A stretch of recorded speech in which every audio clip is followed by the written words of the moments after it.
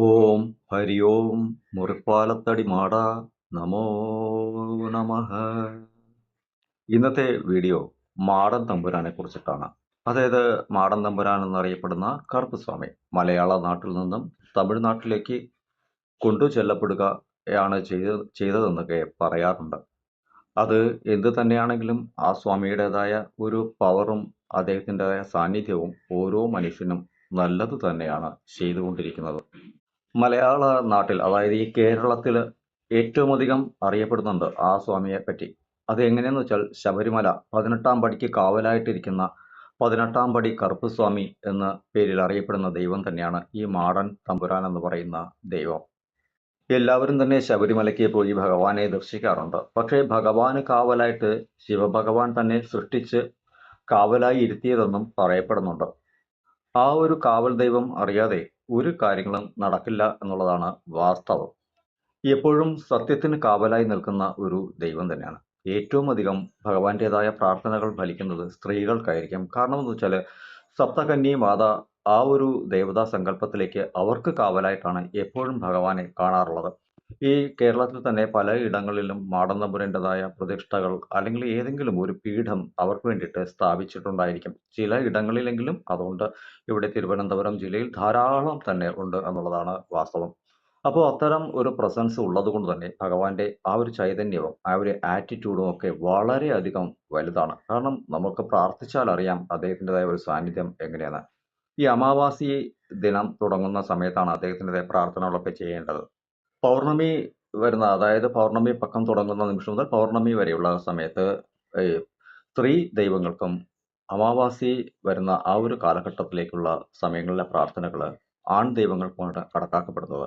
അപ്പോൾ അങ്ങനെ വരുന്ന വേളയിൽ ഈ അമാവാസി വരുന്ന സമയങ്ങളിൽ അല്ലെങ്കിൽ ഈ ഇദ്ദേഹത്തിനൊക്കെ അമാവാസി പൂജ എന്ന് പറയുന്നത് തന്നെ വളരെ വിപുലമായിട്ടാണ് തമിഴ്നാട്ടിലൊക്കെയും ചെയ്യുന്നത്. കേരളത്തിൽ കുറച്ചു മാത്രമേ അത്തരം പൂജകളൊക്കെ ചെയ്യുന്നുള്ളൂ. ഇതിൽ ചിലരെങ്കിലും തന്നെ മാടൻ തമ്പുരാന്റേതായ ആ ഒരു സാന്നിധ്യത്തെ വെച്ചിട്ട് ദുഷ്ടകർമ്മങ്ങളും അങ്ങനെയുള്ള കാര്യങ്ങളൊക്കെ ചെയ്യുന്നുണ്ട്. അങ്ങനെ ചെയ്യുന്നവരുടേതായ കുടുംബത്തിന് അതിൻ്റെതായ ഫലങ്ങളും ലഭിച്ചിട്ടുണ്ട് എന്നുള്ളതാണ്. കാരണം എന്ന് വെച്ചാൽ അദ്ദേഹത്തെ ന്യായമായ കാര്യത്തിന് സത്യസന്ധമായ കാര്യത്തിനല്ല യൂസ് ചെയ്യുന്നത് എങ്കിൽ അതിൻ്റെതായ ഒരു ഫലം ആ കുടുംബം മൊത്തവും അനുഭവിക്കേണ്ടതായിട്ടും വരുമെന്നുള്ളതും സത്യമാണ്. ഞാൻ മാടൻ തമ്പുരാനെയും അതുപോലെ തന്നെ ഭൈരവനെയും മഹാകാളിയെയും ഒക്കെ ഉപാസിച്ച് പൂജകളൊക്കെ ചെയ്യുന്ന വ്യക്തിയാണ്. ഈ ഒരു നിമിഷം വരെയും ഞാൻ അവരെ ഒരു നെഗറ്റീവായ കാര്യത്തിലേക്ക് മൈഗ്രേറ്റ് ചെയ്തിട്ടേ ഇല്ല. കാരണം ഏതൊരു വ്യക്തി വന്നാലും ശരി കൊടുക്കുന്ന പ്രാർത്ഥനകൾ അതാത് ഇടങ്ങളിലെ ദേവതയ്ക്ക് കൊടുക്കാനായിട്ട് ഞാൻ അവർക്ക് പറയാറുണ്ട്. കൊടുക്കുന്നവർക്ക് അതിൻ്റെതായ ഫലവും ലഭിക്കാറുണ്ട്. ഭദ്രകാളി പൂജ ചെയ്യുന്ന ഒത്തിരി ധാരാളം പൂജാരിമാരും ഒക്കെ ഉണ്ട്. അപ്പോൾ അവരോടൊക്കെ ചോദിച്ചാൽ അറിയാം കാളി ദേവതയുടേതായ ആ ഒരു സാന്നിധ്യത്തെ എങ്ങനെയാണ്. സ്നേഹത്തിന് അങ്ങേ അറ്റമാണ് ശ്രീ ഭദ്രകാളി എന്ന് പറയുന്ന ദേവത. അതുപോലെ തന്നെയാണ് മാടൻ. സ്നേഹത്തിന് അങ്ങേ അറ്റമാണ്. കാരണം കണ്ണുനീർ എവിടെയുണ്ടോ അവിടെ തുടയ്ക്കാനായിട്ട് സത്യമുണ്ടായിരിക്കണമെന്ന് മാത്രം നമ്മൾ ഇറങ്ങുന്ന കാര്യങ്ങളിലൊക്കെ തീർച്ചയായിട്ടും സത്യത്തിന് വിരുദ്ധമായ ഒരു കാര്യത്തിനും അദ്ദേഹം കൂടെ നിൽക്കുകയുമില്ല. അതിന്റെ വിപരീത ഫലം നമ്മൾ അനുഭവിക്കേണ്ടതായിട്ടും വരുമെന്നുള്ളതാണ്. അപ്പോൾ ഈ 3 ദൈവങ്ങളുടേതായ പ്രാർത്ഥന വളരെയധികം സത്യത്തോടു കൂടി മാത്രമേ നമ്മളത് ചെയ്യാവൂ. ജാതകവശാൽ ആർക്കെങ്കിലും എന്തെങ്കിലും ഒരു കഷ്ടപ്പാടുകൾ ഉണ്ടെങ്കിൽ സത്യമുണ്ട് എങ്കിൽ തീർച്ചയായിട്ടും സ്ത്രീ പുരുഷ ഭേദമന്യേ മാടൻ തമ്പുരാന്റെ മുന്നിൽ ചെന്ന് പ്രാർത്ഥനകൾ നടത്തിയാൽ അതിൽ നിവൃത്തി ഉണ്ടാകുമെന്നുള്ളതാണ് സത്യം. തമിഴ്നാട്ടിലൊക്കെ തന്നെ 125 അടിയിലൊക്കെ മേലെയുള്ള അരിവാളൊക്കെ തന്നെ ഭഗവാന് സമർപ്പണം നടത്താറുണ്ട്. കാരണം അവർക്കുള്ള ആ പ്രാർത്ഥനകൾക്ക് ഫലം ലഭിക്കുന്നു എന്നുള്ളത് കൊണ്ട് മാത്രമാണ് അവരൊക്കെയും അത്തരത്തിലുള്ള കാര്യങ്ങൾ. ഈ കേരളത്തിൽ അത്തരം ആചാരങ്ങൾക്ക് വലിയ തോതിലുള്ള പ്രസക്തി ഒന്നും തന്നെയില്ല. പക്ഷേ ഉള്ള ഇടങ്ങളിൽ പ്രാർത്ഥന കൊടുത്താൽ വളരെയധികം നല്ല ഫലം തന്നെയായിരിക്കും. കാരണം ഇവിടെ കൊല്ലം ജില്ലയിൽ തന്നെ മാടൻ നട എന്ന് പറയുന്ന ഒരു ഇടമുണ്ട്. അതായത് ഈ റോഡിൽ തന്നെയാണ് അതിൻ്റെതായ ഒരു ക്ഷേത്രമൊക്കെ വെച്ചിട്ടുള്ളത്. അപ്പോൾ അതുകൊണ്ട് തന്നെ അത്തരം ഇടങ്ങളിലൊക്കെ വളരെയധികം ശക്തമായ ഇടപെടൽ തന്നെയായിരിക്കും ഈശ്വരൻ്റെതായ സാന്നിധ്യം നമുക്ക് അറിയാനായിട്ട് കഴിയുക.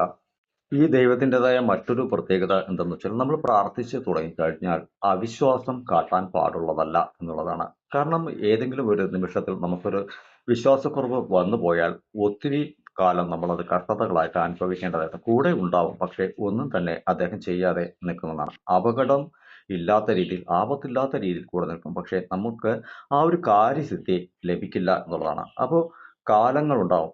പൊതുവിൽ ഒരു 9 മാസത്തെ പൂജാതി കർമ്മങ്ങളൊക്കെ ആയിരിക്കാം ഇതിനു വേണ്ടിയിട്ട് പലരും നിർദ്ദേശിക്കുക. ആ ഒരു 9 മാസത്തെ പൂജ, അമാവാസി പൂജയൊക്കെ കംപ്ലീറ്റ് ചെയ്യുന്ന വേളയിൽ അതിൻ്റെതായ ഒരു പ്രസൻസും ഒരു പവറും ഒക്കെ അവിടെ വരികയും ആ കുടുംബത്തിൽ ഐശ്വര്യങ്ങളൊക്കെ വന്നു ചേരുകയും ചെയ്യും. പക്ഷേ ഈ പൂജകൾക്കൊക്കെ ചെല്ലുന്ന വ്യക്തികൾക്ക് ഒരു 3 മാസമൊക്കെ കഴിയുമ്പോൾ എൻ്റെ കാര്യം നടക്കുന്നില്ല എന്നൊരു ചിന്ത വരികയും അവിശ്വാസത്തിലേക്ക് വരികയും ഒക്കെ ചെയ്യുന്ന സാഹചര്യങ്ങളും ഉണ്ടാകും. അത് ഭഗവാന്റേതായ ഒരു ഇടപെടൽ കൊണ്ട് നമ്മുടെ വിശ്വാസത്തെ പരീക്ഷിക്കുക മാത്രമാണ് ചെയ്യുന്നത്. 100% വിശ്വാസത്തിലൂടെ പോകുന്നവർക്ക് ഈ 90 ദിവസത്തെ പൂജ എന്ന് പറയുമ്പോൾ 9 ദിവസത്തെ പൂജകൾ പോലും അവർക്ക് വളരെയധികം മികച്ച ഫലമായിരിക്കും നൽകുക. കാരണം അത്രത്തോളം ആത്മവിശ്വാസം അവർ അവിടെ നൽകുന്നു എന്നുള്ളത് കൊണ്ട്. എൻ്റെ ജീവിതത്തിൽ വളരെ അധികം പ്രസക്തിയുണ്ട് ഈ കറുപ്പസ്വാമിക്ക്, അതായത് മാടൻ തമ്പുരാന്. ഞാൻ എൻ്റെ വീട്ടിൽ വെച്ച് ഉപാസിച്ച് പ്രാർത്ഥനകളൊക്കെ നടത്തുന്നുണ്ട്. എൻ്റെ കുടുംബത്തിലുള്ളവർക്കും ഞാനത് പറഞ്ഞു കൊടുക്കുകയും അവരും അത് ഫോളോ ചെയ്ത് പോകുന്നുണ്ട്. കാരണം നമ്മൾ ദീപം തെളിച്ച് അദ്ദേഹത്തെ എങ്ങനെയാണ് പ്രാർത്ഥിക്കേണ്ടതെന്നുള്ള ചിന്ത മാത്രം മതി. പിന്നീട് ഏതൊരു ലോകത്തിരുന്നാലും ശരി, എന്ത് തൊഴിൽ ചെയ്തുകൊണ്ടിരുന്നാലും ശരി, അവിടെ അദ്ദേഹത്തെ ആ ഒരു പ്രസന്റീവ് മോഡിലേക്ക് നമ്മളൊന്ന് മനസ്സുകൊണ്ട് ചിന്തിച്ചാൽ മാത്രം മതിയാകും. അല്ലാതെ ക്ഷേത്രം കെട്ടി ആരാധിക്കണമെന്നോ മറ്റുള്ള കാര്യങ്ങൾ ചെയ്യണമെന്നോ ഒന്നും ഞാൻ ആരോടും പറഞ്ഞില്ല. അങ്ങനെ ഒരു പ്രാർത്ഥനകൾ കൊടുക്കുന്നിടത്ത് അവർക്ക് അതിൻ്റെതായ ഫലം ലഭിക്കുന്നുണ്ട് എന്നുള്ളതാണ് സത്യം. എനിക്ക് 100% ഭഗവാന്റേതായ ആശീർവാദം ലഭിച്ചിട്ടുണ്ട് എന്നുള്ളതാണ് ഏറ്റവും അധികം എടുത്തു പറയേണ്ടതായിട്ടുള്ള ഒരു കാര്യം. 100% അതുകൊണ്ട് തന്നെയാണ് ഞാൻ അദ്ദേഹത്തെ നാവിലേക്ക് വിളിക്കുമ്പോൾ ഈ ജാതകമൊക്കെ റീഡ് ചെയ്യാനായിട്ട് അദ്ദേഹം എന്നെ വളരെയധികം സഹായിക്കുന്നതും ഓരോ ജാതകങ്ങളെ കാണുമ്പോഴും എനിക്കത് പറയാനായിട്ട് കഴിയുന്നതും അതിൻ്റെതായ രീതികൾ എങ്ങനെയാണെന്ന് മനസ്സിലാക്കാനും പ്രവർത്തനങ്ങൾ എങ്ങനെ വേണമെന്നും അദ്ദേഹം നാവിൽ നിന്ന് പറയുകയാണ് ചെയ്യുന്നത്. ഇതുപോലെ തന്നെ ഈ കേരളത്തിൽ ഒത്തിരി ഒത്തിരി ആചാര്യന്മാർ ആ ഒരു പ്രോസസ്സിലൂടെയൊക്കെ സഞ്ചരിക്കുന്നത്. അവരവരുടെ ഉപാസനാ മൂർത്തികൾ നാവിൽ നിന്ന് പറഞ്ഞിട്ട് പോകും. പിന്നീട് അവർക്ക് പറഞ്ഞ കാര്യങ്ങൾ ഒരല്പം കഴിഞ്ഞിട്ട് ചോദിച്ചാൽ അവർക്കത് ഓർമ്മയുണ്ടാകില്ല. കാരണം എന്താണ് എന്ന് അവർ തന്നെ അറിയാത്ത രീതിക്കാണ് സ്വാഭാവികമായ രീതിയിലിരുന്ന് നിങ്ങൾക്ക് വേണ്ടിയിട്ട് പറയുന്നതും അവർ തന്നെയാണ്. പക്ഷേ അത് കഴിഞ്ഞതിന് ശേഷം അതിനെക്കുറിച്ച് അവർക്ക് യാതൊരുവിധ ബോധവും ഉണ്ടാവില്ല. കാരണം അത്രത്തോളം ആത്മാവിനെ ഭഗവാനിലേക്ക് കൊടുക്കുകയാണ്. കാളിയായാലും ശരി, ഭൈരവനായാലും ശരി, മാടനായാലും ശരി, ഏതൊരു ദേവതയിൽ അർപ്പണത്തോട് കൊടുക്കുന്നോ ആ പ്രസൻസ് അവരിലേക്ക് ഉണ്ടാവുകയും ചെയ്യും. ശബരിമലയ്ക്ക് എല്ലാ വർഷവും തന്നെ ആൾക്കാരൊക്കെ പോകാറുണ്ട്. പക്ഷേ 18-ാം പടി കറുപ്പസ്വാമിയെ വണങ്ങാനുള്ളവർക്ക് മനസ്സ് വളരെയധികം കുറവായിരിക്കും. അല്ലെങ്കിൽ അതിൻ്റെതായ ഒരു സമയം കണ്ടെത്തില്ല, അല്ലെങ്കിൽ അതിനെക്കുറിച്ച് അറിയില്ല എന്നുള്ളതായിരിക്കും വാസ്തവം. എന്നാൽ നിങ്ങൾ ഇനി ഒരിക്കലും ശബരിമലയ്ക്ക് പോകുന്നവരിൽ നിങ്ങൾക്ക് എന്ത് വിധത്തിലുള്ള കഷ്ടമാണ്, ഏതൊരു രീതിയിലുള്ള കഷ്ടവും നിങ്ങൾ അനുഭവിച്ചു കൊണ്ടിരിക്കുകയാണ്, 100% ഭഗവാനെ ശബരിമലയ്ക്ക് പോകുന്ന വേളയിൽ തന്നെ ഈ 18-ാം പടി കറുപ്പ് സ്വാമിക്ക് തറയിൽ ഒരു കർപ്പൂരം കത്തിച്ചു വെക്കുകയോ അല്ലെങ്കിൽ നിങ്ങളുടെ പ്രാർത്ഥന കൊടുത്തു ഒരു പാക്കറ്റ് വിഭൂതി വാങ്ങി അവിടെ വെക്കുകയോ ഒക്കെ ചെയ്തിട്ട് കൂടെ വരണം എന്ന് പറഞ്ഞാൽ 100% അദ്ദേഹം നിങ്ങൾക്കൊപ്പം തന്നെ ഉണ്ടാവുകയും പിന്നീട് അടുത്ത ഒരു വർഷത്തിനുള്ളിൽ നിങ്ങളുടെ കുടുംബത്തിലുള്ള കഷ്ടതകളൊക്കെ ഒരു അല്പാൽപ്പം നീങ്ങി സർവ്വ ഐശ്വര്യങ്ങളും വന്നു ചേരുന്നത് നിങ്ങൾക്ക് മനസ്സിലാവും. നിങ്ങൾ കണ്ടിട്ടില്ലേ, കർണാടക, തമിഴ്നാട്, പല സ്ഥലം, കേരളം വിട്ട് മറ്റേതെങ്കിലും സംസ്ഥാനത്ത് നിന്നും ഒരാൾ വന്നിട്ടുണ്ടെങ്കിൽ അവൻ എല്ലാ കാലവും ഉയർച്ച തന്നെയാണ്. കേരളത്തിലുള്ളവരെക്കാളും കൂടുതൽ അന്യ സംസ്ഥാനക്കാരാണ് ഇവിടെ വരുന്നത്. കാരണം അതിന്റെ പ്രസൻസ് ഭഗവാനിൽ, അയ്യപ്പനിലുള്ള വിശ്വാസവും ഒപ്പം കാവലായി നിൽക്കുന്ന കറുപ്പസ്വാമിയിലുള്ള ആ ഒരു 18-ാം പടി കറുപ്പസ്വാമിയിലുള്ള വിശ്വാസവും കൊണ്ട് തന്നെയാണ് അവർ വരുന്നതും പോകുന്നതും. അതുകൊണ്ട് തന്നെയാണ് അവർക്ക് എപ്പോഴും ഉയർച്ച ഉണ്ടാകുക. അപ്പോൾ പ്രാർത്ഥനകൾ നമ്മൾ എങ്ങനെ കൊടുക്കണം? നമ്മളായിട്ട് വിളിക്കില്ല, അതാണ് പ്രശ്നം. വിളിച്ചാൽ കൂടെ ഉണ്ടാവും. അദ്ദേഹത്തിന് മറ്റൊന്നും തന്നെ വേണമെന്നും ഇല്ല എന്നുള്ളതാണ്. മനസ്സ് കൊടുത്തു കഴിഞ്ഞാൽ കൂടെ നിൽക്കും. പൊതുവിൽ 18-ാം പടിക്ക് താഴെ നമ്മളൊരു തേങ്ങ ഉടയ്ക്കാറുണ്ട്. ആ തേങ്ങ 18-ാം പടിക്ക് സമർപ്പണമായിട്ടാണ് നമ്മൾ നൽകുന്നത്. അപ്പോൾ 18-ാം പടിക്ക് കാവലായിട്ടുള്ള ഭഗവാന് സമർപ്പണമായിട്ടാണ് ആ തേങ്ങ നമ്മൾ ഉടയ്ക്കുന്നത് എന്നുള്ള സത്യം വേണം. അപ്പോൾ 18-ാം പടിക്ക് കീഴിൽ നമ്മൾ തേങ്ങ ഉടയ്ക്കുന്ന വേളയിൽ 18-ാം പടിക്ക് കാവലായ കറുപ്പസ്വാമിക്കാണ് ആ തേങ്ങ നൽകുന്നത്. അപ്പോൾ തീർച്ചയായിട്ടും ഇനി പോകുന്ന വേളയിൽ 18-ാം പടി കറുപ്പസ്വാമിയെ മനസ്സിൽ ധ്യാനിച്ചുകൊണ്ട് തേങ്ങ ഉടച്ചിട്ട് നിങ്ങൾ മുകളിലേക്ക് കയറി തിരിച്ചിറങ്ങുക. 100% അടുത്ത ഒരു വർഷത്തിനുള്ളിൽ നിങ്ങളുടെ ജീവിതം ഏത് രീതിയിലേക്കാണ് ഭഗവാൻ മാറ്റിത്തരുന്നതെന്ന് ചിന്തിക്കുക. അദ്ദേഹം ഒരു കാവൽ ദൈവമാണ്, അതായത് ദൈവങ്ങൾക്ക് കാവൽ ദൈവം. അതുപോലെ തന്നെ ഒരു ഏരിയ, അതായത് ഓരോ ഇടത്തും ഒരു ദേശത്തിൻ്റെതായ ദേവൻ ഉണ്ടാവും, അതുപോലെ ഒരു ദേവത ഉണ്ടാവും. അതുപോലെ ആ ദേവതയ്ക്ക് കാവലായിട്ട് നിൽക്കുന്ന ദൈവം കൂടിയാണ്. അപ്പോൾ നമുക്ക് ഒരു 10 കിലോമീറ്റർ ചുറ്റളവിനുള്ളിൽ ഒരു ദേശത്തിന്റെ ദേവനാണെങ്കിൽ അവിടെ ഒരു കറുപ്പസ്വാമിയുടെ സാന്നിധ്യം ആ ഒരു ഇടത്തുണ്ടാവും. അപ്പോൾ അത്രയും ഇടങ്ങളുടേതായ കാവൽ കാത്തു നിർത്തുന്നത് ഈ ദൈവത്തിൻ്റെതായ സാന്നിധ്യമാണ് അവിടെ നമുക്ക് മനസ്സിലാക്കാനായിട്ട് കഴിയുന്നത്. ചിലരൊക്കെ തന്നെ അരുൾ വാക്കൊക്കെ പറയുന്ന ഒരു സാഹചര്യമുണ്ട്. അനുഗ്രഹിച്ചൊക്കെ വന്ന് പറയുന്നത് പോലെയൊക്കെ. ഇതിൽ നിങ്ങൾക്ക് വേണമെങ്കിലും അത്തരമൊരു തീർച്ചയായിട്ടും കൊണ്ടുവരാനായിട്ട് കഴിയും. ഭഗവാനെ പ്രാർത്ഥിച്ച് നിങ്ങൾ എന്തൊക്കെ ഒരു കാര്യം നല്ല കാര്യങ്ങൾ പറഞ്ഞാലും ശരി, നിങ്ങൾക്കത് ഫലിതമായിട്ട് തന്നെ വരും. അതുകൊണ്ട് തന്നെ ഒരിക്കലും മോശം കാര്യങ്ങൾ ചിന്തിക്കാതിരിക്കുക. നിങ്ങൾക്ക് ഏതെങ്കിലും ഒരു കാര്യത്തിൽ ഒരു ഭയമുണ്ടെന്ന് വെക്കുക. അതായത് ഇപ്പോൾ ഒരു പോലീസിൻ്റെതായ സ്റ്റേഷനിൽ പോകാനായിട്ട് പറയുന്നു. അവിടെ പോകാനായിട്ട് ഭയമുണ്ട്. അല്ലെങ്കിൽ മറ്റെന്തെങ്കിലും ഒരു കാര്യത്തിന് പോകാനായിട്ട് ഭയമുണ്ട്. ഇങ്ങനെ എവിടെ പഠിക്കാനായിട്ട് ഭയമുണ്ട്, പരീക്ഷ എഴുതാനായിട്ട് ഭയമുണ്ട്. ഈ പ്രസവം സംബന്ധപ്പെട്ട ആ ഒരു സമയത്ത് നമുക്ക് ഭയപ്പാടുണ്ടാകുന്നു. രോഗങ്ങളെ ഭയപ്പെടുന്നു. എന്തൊരു വിധത്തിൽ നിങ്ങൾക്കുള്ളിൽ ഭയം കടന്നു വന്നാലും ശരി, ഈ ഒരു കറുപ്പ് സ്വാമി, 18-ാം പടി കറുപ്പ് സ്വാമി അല്ലെങ്കിൽ മാടൻ തമ്പുരാൻ, ഭഗവാനെ മനസ്സുകൊണ്ട് ധ്യാനിച്ച് പ്രാർത്ഥിക്കുന്നതിനോടൊപ്പം വളരെയധികം നല്ല ഫലങ്ങളും പോസിറ്റീവ് എനർജിയുമായിട്ടായിരിക്കും നിങ്ങൾക്ക് വരിക. കാരണം വെച്ചാൽ നിങ്ങൾക്ക് ഭയപ്പെടുന്ന ഇടത്ത് നിങ്ങൾക്ക് അനുകൂലമായി ഒരാൾ സഹായിയായി നല്ല വാക്കുമായിട്ട് ഒരാൾ നിങ്ങൾക്ക് അരികിലേക്ക് നിൽക്കും. തീർച്ചയായിട്ടും നിങ്ങൾ പരീക്ഷണത്തിന് വേണ്ടി ചെയ്യരുത്. നിങ്ങൾക്ക് ആഗ്രഹം ഉണ്ട് അല്ലെങ്കിൽ അങ്ങനെ പ്രശ്നമുണ്ട് എന്ന് കരുതുന്നുവെങ്കിൽ തീർച്ചയായിട്ടും നിങ്ങളൊന്ന് പ്രാർത്ഥിച്ചു നോക്കുക. ഇപ്പോൾ ഞാൻ ഈ മാടൻ തമ്പുരാൻ്റെതായ ഒരു മൈഗ്രേഷൻ ഈ ക്രിസ്തു മതത്തിലൊക്കെ വരികയാണെങ്കിൽ ഞാൻ പറയുന്നുണ്ട്. അതായത് ഗീവർഗീസ് ആന്റണീസ് പുണ്യാളൻ, അതായത് കുതിരപ്പുറത്ത് കുന്തം ഏന്തി മുതലയെ കുത്തുന്ന ആ ഒരു ദൈവത്തെ, അദ്ദേഹത്തെ ക്രിസ്ത്യാനികൾ പ്രാർത്ഥിച്ചാലും 100% സക്സസ് ആണ് നിങ്ങൾക്ക് ഉണ്ടാവുക. ഈ ദൈവങ്ങളുടെ മറ്റൊരു പ്രത്യേകത എന്തെന്ന് വെച്ചാൽ, നമ്മൾ ചോദിക്കുന്ന കാര്യങ്ങൾ ഭഗവാനോട് പറയുന്ന കാര്യത്തിൽ ഒരു ന്യായം ഉണ്ടായിരിക്കണം എന്നുള്ളതാണ്. ഇപ്പോൾ നിങ്ങൾക്കൊരു ശത്രു ഉണ്ടെന്ന് വെക്കുക, അവൻ നശിച്ചു പോകണം എന്ന രീതിക്ക് നിങ്ങൾ അദ്ദേഹത്തോട് പോയി പ്രാർത്ഥിച്ചാൽ തീർച്ചയായിട്ടും അതവിടെ സക്സസ് ആവില്ല എന്നുള്ളതാണ് മനസ്സിലാക്കേണ്ടത്. കാരണം ഈ കാളി, ഭൈരവൻ, മാടൻ ഇങ്ങനെയുള്ള ദേവതകൾക്കൊക്കെ ഒരു സത്യമുണ്ട്. ആ സത്യത്തിന് വിരുദ്ധമായ രീതിയിൽ ഒന്നും തന്നെ അവർ പ്രവർത്തിക്കില്ല എന്നുള്ളതാണ്.